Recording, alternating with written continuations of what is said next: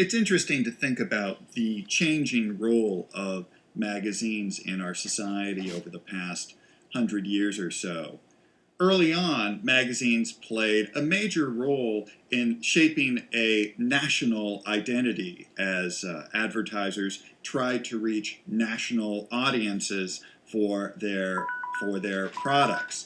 And magazines came to speak with a national voice, so that over time we had magazines like Look or Life or Time Magazine that spoke to us as Americans, not as people affiliated with any particular region. Now, today, magazines don't really have much of a national voice. Magazines have really veered away from their roots as being nationally oriented publications. Today, as we've seen in this chapter, magazines don't speak to everyone, but rather they speak to very specific, specialized niche audiences. That said, even though magazines target these more specialized audiences, magazines still play an important role in our society as a democracy. People read magazines that are affiliated with a particular political view. For instance, political liberals read magazines like Mother Jones or The Nation. Political conservatives gravitate to magazines like the National Review. So magazines become a way for us to be affiliated with particular political views and as a way for us to express ourselves in a democracy.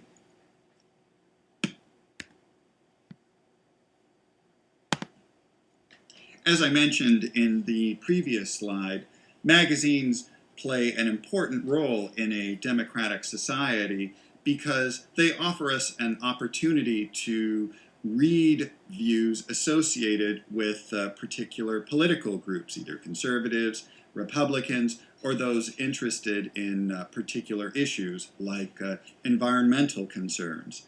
That said, it's important to remember that magazine publishing is economically driven by advertising.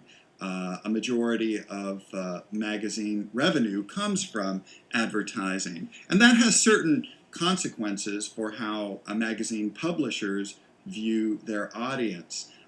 Magazines approach their audiences, their subscribers, primarily as consumers rather than citizens in a democratic society. Magazines are less concerned about what you or I think about political issues or social issues.